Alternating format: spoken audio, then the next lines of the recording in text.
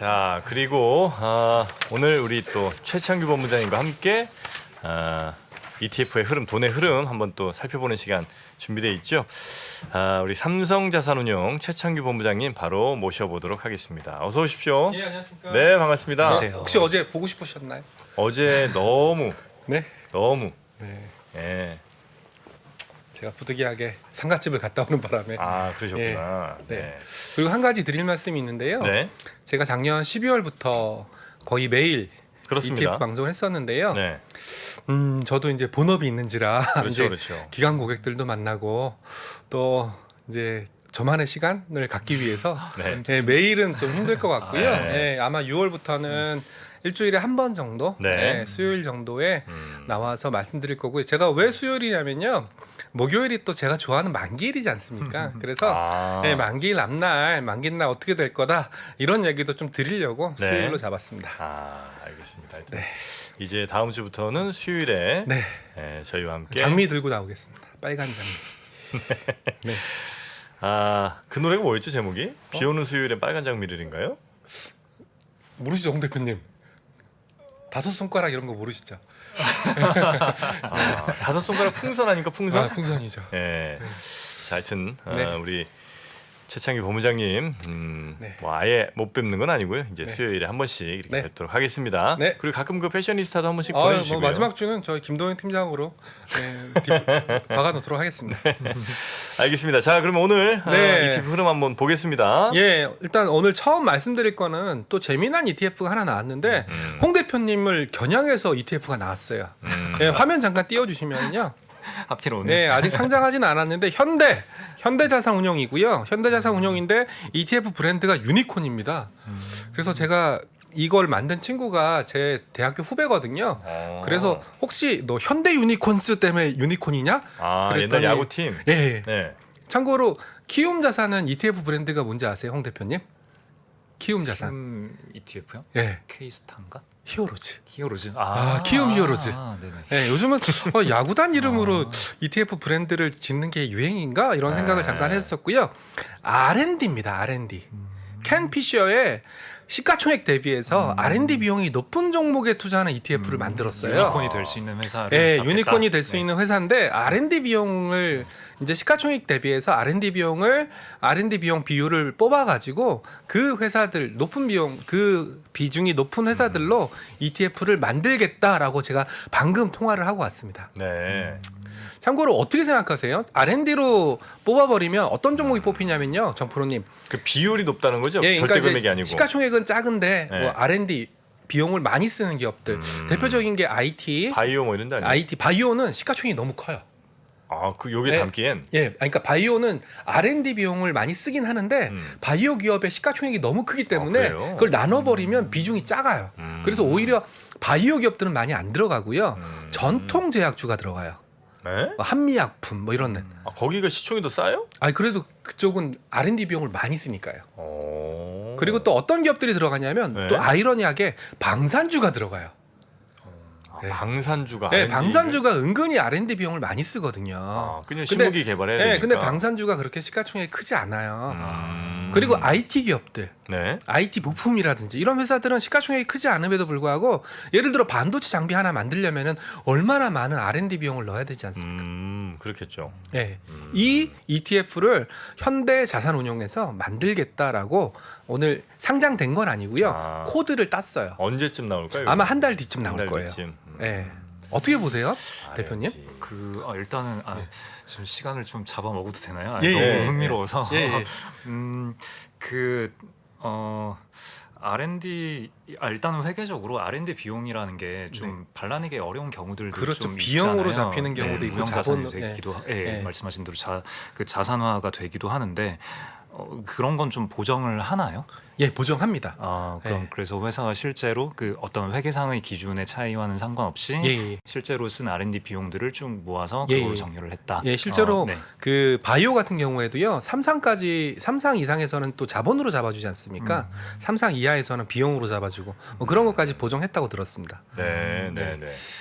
그리고 되게 흥미로운데 일단 R&D 비용을 많이 쓰는 것도 중요는 하지만 네. 사실 되게 비용만 과다하게 쓰고 실제로 어떤 성과가 안 나오는 케이스들도 굉장히 많잖아요. 그렇죠, 그리고 그렇죠. 또 뭐 너무 질적인 얘기긴 하지만 뭐 필립 피셔의 책을 보면은 또 그런 R&D 비용을 많이 쓰고도 그런 성과가 안 나오는 케이스, 그리고 또 어떤 경영진이 그런 어떤 사세 확장을 위해서나 홍보 효과를 위해서 좀 이것저것 비용들 다 R&D 코스트로 포함을 하는 뭐 그런 케이스도 좀 있기는 한데 그러면은 이게 그냥 그렇게 R&D 코스트와 매출액을 나눈 비율만 가지고 하는 건지 그 이상의 어떤 그 이외의 어떤 질적인 기준들도 포함을 해서 종목을 선정하는 건지 궁금하네요. 네, 그거는 뭐 아직 코드만 따져 있는 상태여서 네네. 아마 벤치마크 지수라고 해서요. 네. 레퍼런스 지수가 나오게 돼요. 네. 근데 제가 보통은 ETF 이름에 보면은 그 사용하는 지수의 브랜드가 포함되게 돼 있는데 요거는 액티브 ETF다 보니까 지수 이름이 포함이 안 돼서 그거는 뭐 지수 나오면은 제가 한 번 더 뭐 진지하게 네. 말씀을 좀 나눠보도록 하겠습니다. 그리고 액티브 ETF군요. 네네 액티브 ETF. 네네. 그리고 조금만 더 화면 띄워주시면은요, 네. 제가 ETF 트렌드는 굉장히 중요하다라고 말씀드렸던 게 이런 차원에서 말씀드린 거거든요. 그리고 신한자산에서는 S&P 500. 제가 이제 정프로님한테도 맨날 말씀드렸는데 네. 한국 투자들은 S&P 500이나 나스닥 100에 대한 믿음이 너무 강하시거든요. 그래서 최근에 장이 빠졌는 구간에서도 S&P 500 ETF나 나스닥 100 ETF에서는 자금이 들어왔어요. 그러다 보니까 S&P 500이나 나스닥 100 ETF 라인업을 갖지 않은 운용사 입장에서는 계속 그 ETF를 상장하고 있어요. 네. 그래서 신한자산에서도 S&P 500 ETF를 만들었고요. 그리고 또 한 가지 특징이 뭐냐면 TDF 혹시 홍 대표님 아시죠? TDF. TDF. 타겟 데이트. 네네네. 이걸 ETF로 만들려고 하는 움직임들이 나타나고 있어요. 저희 삼성에서 TDF 2030, 2040, 2050을 ETF로 만들 거예요. 그리고 저희만 만드는 게 아니에요. 제가 다음 장 보시면은 한화자산도 2030, 2040, 2050, 2060까지 ETF로 만들고요. 되게 재밌네요. 뭘 보고 저건 지수라는 거예요? 뭘 근거로 하는 거예요, 저거는? 그거는 2060이면은요. 네. 정프로님이 2060년에 은퇴를 한다라고 가정을 하고 네. 40년 동안 주식과 채권의 자산 배분을 해주는 거예요. 저게 20대랑 60대가 아니고 2060년이에요? 네, 2060년. 했어요. 그럼 정프로님은 내일 모레 바로 은퇴하실 거니까 2025 어떠세요? 저를 왜 갑자기 은퇴할 사람 만들어요? 예. 그래서 이제 2060년이면 40년 남았지 않습니까? 네. 그래서 예를 들어 40년 남았으니까 아마 위험 자산과 안전 자산의 비중이 위험 자산이 훨씬 많을 거예요. 은퇴가 멀리 남아 있으니까. 뭐 아무래도 근데 그렇겠죠. 해마다 글라이드 패스라고 불리우는데 그거에 따라서 주식 위험 자산과 안전 자산의 비중을 자동으로 리밸런싱 해주는 그런 스킴인데 한국에는 아직까지 펀드로 나와 있어요. 네. 네, 펀드로 나와 있고 그 펀드의 핵심이 글라이드 패스다 보니까 저희 삼성자산 같은 경우에는 캐피탈그룹 그리고 뭐 하나자산 같은 경우에는 JP모건 그리고 뭐 뱅가드 이런 친구들이랑 같이 합작해서 글라이드 패스를 많이 만드는데 아마 펀드에서 ETF로 나왔다는 것은 요즘 퇴직연금에서 매매하시는 분들이 펀드보다는 ETF를 좀 많이 선호하시다 보니까 네. TDF 펀드를 ETF로 만든 거 아닐까. 아니 근데 ETF라고 하면 우리가 그냥 주식처럼 쉽게 사고 팔 거 아니에요? 네네네네. 그럼 2030과 2060의 차이는 주식과 그러니까 위험자산과 안전자산 안전자산의 비중이 좀 다르다는 거죠? 많이 다르다는 거죠. 기본적으로 그 TDF라는 게 내가 은퇴 시점이 얼마나 남았 네네네네네. 설명이 필요할 다 아시죠? 네네. 한번 해보세요. 얼마나 설명 잘하는지 한번 보겠습니다, 내가. 자, 듣는 분들도 잘 한번 들어보세요. 네, TDF가 익숙하지 않으신 분들을 위해서 네네네. 10초. 네, 그러니까 내가 은퇴 시점이 얼마나 남았느냐에 따라서 내 자산 배분 전략이 달라져야 된다라는 가정에 기초를 하는 거고요. 네. 은퇴가 한참 많이 남았으면 최대한 위험 자산을 많이 편입을 해서 장기적으로 높은 수익률을 거두는 게 중요할 거고, 네. 은퇴가 얼마 안 남아서 이제는 내 그 자본소득으로 내 생활비를 영위를 해야 되면은 단기 변동성에 내 생활이 굉장히 취약해지잖아요. 그래서 그렇죠. 그런 경우에는 좀 안정적인 자산을 많이 넣고 해야 되는데, 그러면은 은퇴 시점이 가까이 다가올수록 내 전체 자산에서 위험 자산의 비중을 조금씩 줄여 나가는 그런 전략을 취하는 게 좋을 텐데, 그래서 타겟 데이티드 펀드인 이유가 네. 은퇴 시점, 그 은퇴하는 데이트에 맞춰서 자산 배분 비율을 조절을 하자라는 건데, 이걸 또 직접 하세요라고 하면은 좀 이것도 너무 귀찮고 어렵고 하잖아요. 그래서 네. 이것도 알아서 맞춰서 해주겠다라는 게 해준다. 네. 타겟 데이티드 펀드고, 이제 그거를 ETF로 내놓은 게 지금 말씀하신 이 상품이 됩니다. 이제 그게 제가 이제 갖고 한 20년 갖고 있다. 혹은 내가 이제 은퇴 시점 10년 남아서 10년 갖고 있다. 이거는 오케이인 것 같아요. 네네네. 근데 저건 내가 샀다 팔았다 할 거 아니에요. 그러면 안 되죠. 아, 네. 그럼 안 사서 계속 가지고 예, 가라. 그러시면 안 됩니다. 아, ETF를 사되. 네, 저도 ETF 매매 많이 해주시면 감사하긴 한데 제가 차마 그렇게는 말씀 못 드리겠고 이 상품은 그냥 연금 계좌에서 사놓고 묻어두시는 상품이에요. 예. 아, 그래서 그냥 내가 사서 마치 그냥 TDF 하듯이 그냥 이것도 그냥 ETF 사라. 예, 잊어버리시면 됩니다. 네. 알겠습니다. 그리고 또 재미난 게 하나가 발견이 됐어요. 화면 잠깐 띄워주시면 제가 원자력 얘기를 좀 많이 드렸었는데 여기 보이시나요? 한국투자 킨덱스에서 원자력 테마 딥서치 드디어 원자력 테마 ETF가 나옵니다. 원자력 아직 뭐 어떤 종목들 들어간지 모르겠어요. 예, 아직 모릅니다. 네. 딥서치라는 이름이 붙었는데요. 딥서치는 핀테크 기업이고요. 뭐 하는 핀테크 기업이냐면 텍스트를 발췌해서 텍스트를 처리해서 예를 들어서 원자력과 관련된 키워드가 있을 겁니다. 우라늄 뭐 경수로 중수로 사업 보고서에 그런 용어들이 들어가 있는 종목들을 발라내는 역할을 해주는 회사가 딥서치입니다. 물론 사업 보고서만 보시는 게 아니라요. 뉴스도 검색하고요. 그리고 사업 보고서, IR 보고서, 공시까지 이 딥서치라는 업체가 아마 다 뒤져줬을 겁니다. 그럼 딥서치랑 계약을 맺고 자문을 해주는 네, 그런 맞습니다. 형태의 그리고 거군요. 딥서치가 이제 그런 종목에 해당되는 그 바스켓을 던져주게 되면 네. 아마 뭐 킨덱스나 뭐 그런 쪽에서 한 번 더 가공을 했을 가능성이 높다라는 얘기인데요. 그러니까 우리가 상상하는 것들은 아니면 지금 이제 우리가 생각했던 테마들은 대부분 다 ETF 돼서 나오니까 제가 그래서 이제 ETF 트렌드를 말씀드리는 거고요. 네. 하나만 더 말씀드리면 네. 와, 전 깜짝 놀라겠어요. 왜요? 하나로에서 글로벌 백신 치료제가 나와요.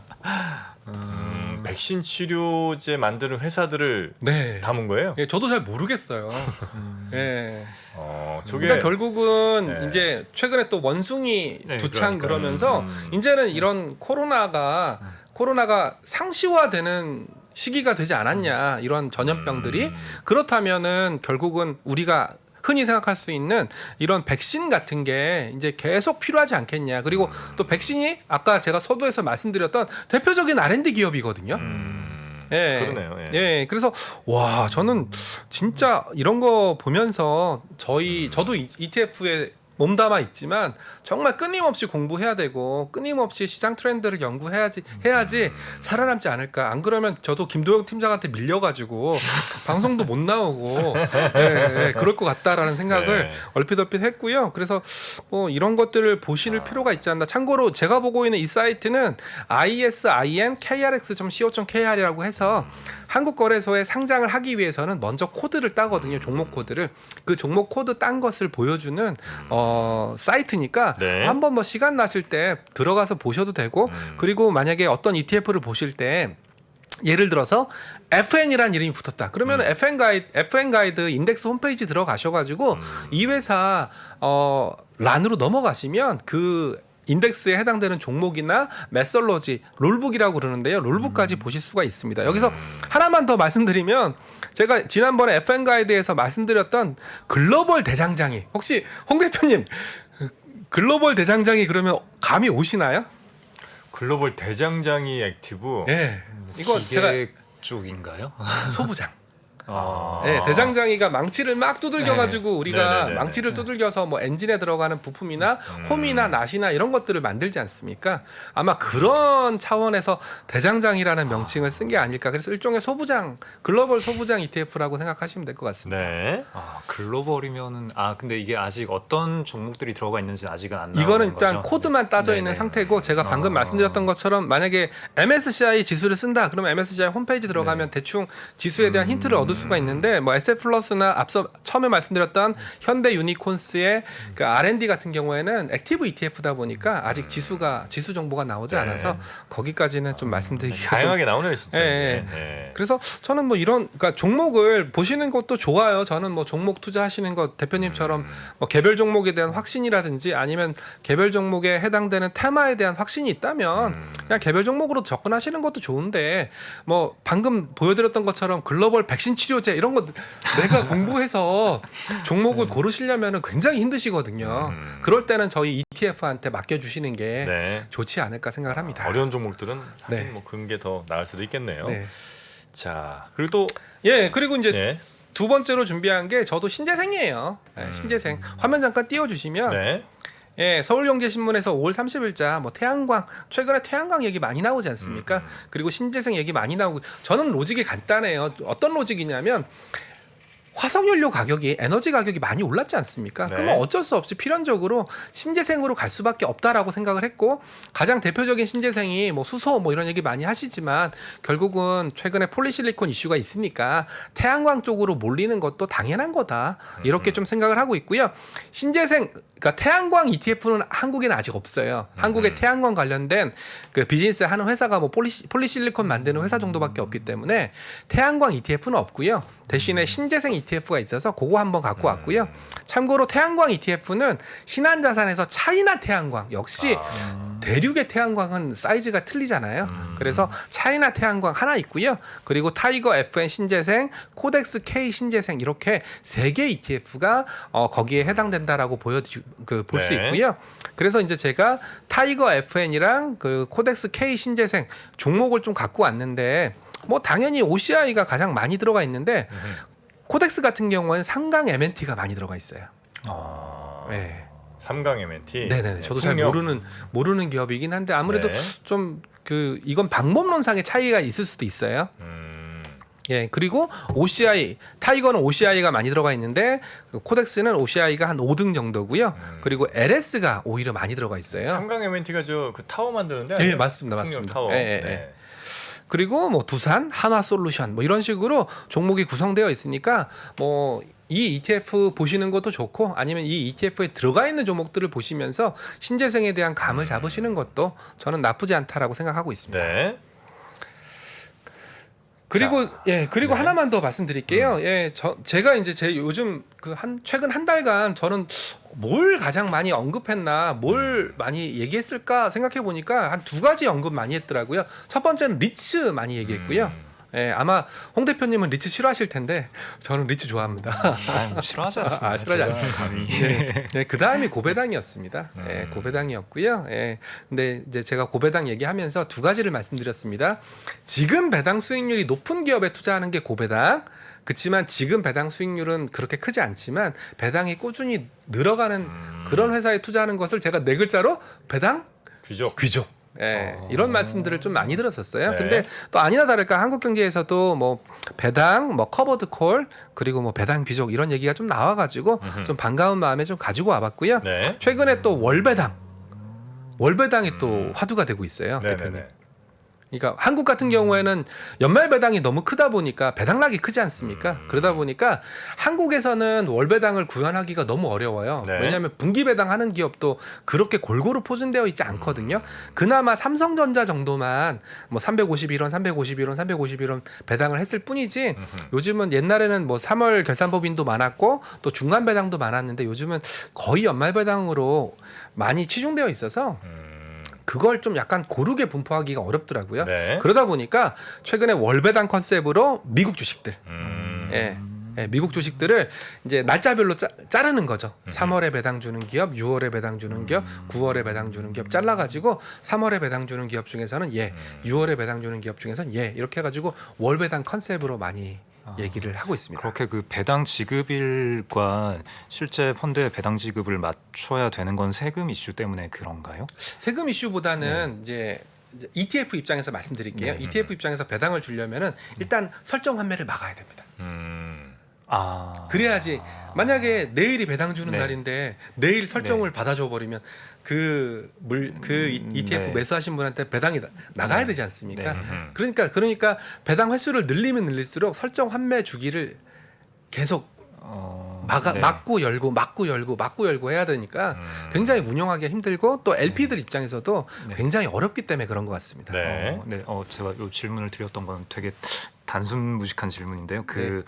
사실 저희 ETF에서 투자한 회사에서 배당이 안 들어오더라도 네. 그냥 이 펀드에서 주식을 일부 매도를 하면은 현금이 생기니까 그 현금으로 고객들에게 배당은 할 수 있잖아요. 할 수 있습니다. 할 수 근데 있습니다. 그렇게 하면 제가 추측하기에는 그 양도 차익에 대한 세금이랑 배당 펀드에서 배당 받은 거에 대한 세금이랑 그 과표 기준가가 달라지니까 그런 이슈 때문에 굳이 그 배당 기일을 맞춘 건가 이런 의문이 좀 들었거든요. 그런 것도 있었고요. 또 ETF는 결국은 주식을 얼마나 들고 있는지가 중요한데 말씀하신 대로 주식을 좀 팔아가지고 네. 그걸 분배를 줘버리면 주식 비중이 그 100%가 안 되기 때문에 수익률을 못 쫓아가는 현상도 일어날 수 있거든요. 판 만큼 분배해버리면 비율은 유지가 되는 거 아닌가요? 그래도 진짜 이제 너무 단순하게 그래도 생각하는 건가? 일부 네. 현금을 좀 남겨두거든요. 네네. 예. 그렇기 때문에 네. 주식 비중이 약해져서 네. 또 장이 올라가는 국면에서는 못 쫓아갈 수도 있습니다. 자, 마지막으로 하나만 더 말씀드릴게요. 네. 화면 잠깐 띄워주시면 이건 좀 중요한 뉴스여서 음흠. 갖고 왔고요. 아마 오늘 외국인들 자금이 굉장히 많이 들어왔는데 네. 바로 이 뉴스가 나왔어요. 중국이랑 홍콩이 교차 거래로 중국 본토에 있는 ETF도 홍콩이나 뭐 홍콩에 계신 분들이 투자할 수 있게끔 성강통, 후강통을 열어준대요. 홍콩 증시에서도 그 본토의 본토 ETF를 중국 할수 본토 있도록? ETF. 예. 참고로 중국 본토에도 제가 ETF 시장을 뜯어보진 않았지만 재미난 ETF들이 많지만 네. ETF는 내국인만 투자할 수 있었거든요. 아 그래요? 예.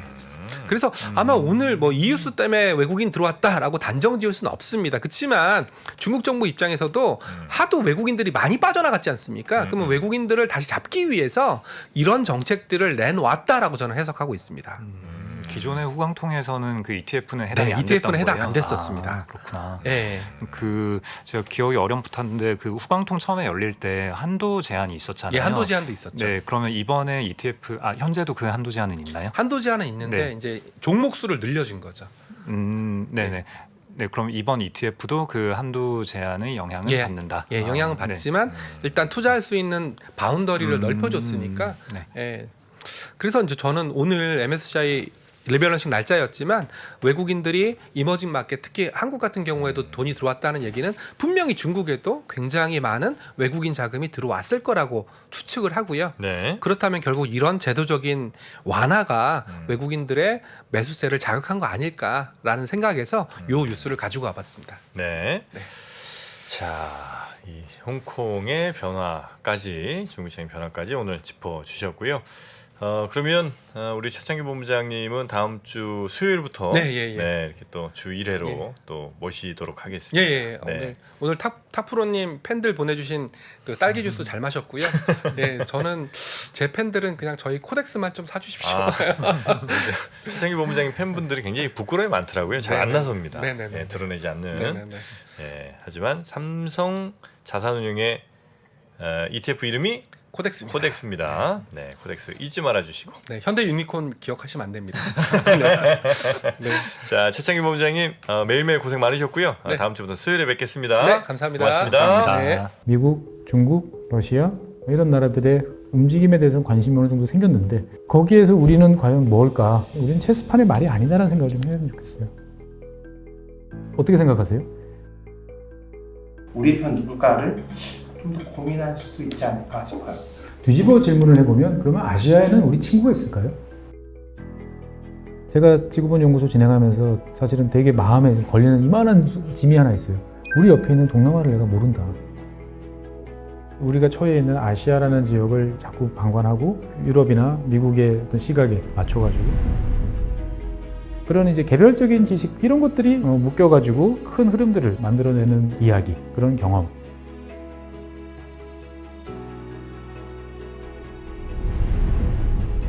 작고 잡다한 지식이라도 그것들을 절대 무시하지 말라. 나는 그건 되게 긍정적이고 그런 지식들을 연결해서 말 그대로 위즈덤이잖아요. 정말 현명해지고 뭔가 남들하고는 좀 차별화된 그러한 관점 그리고 그러한 비전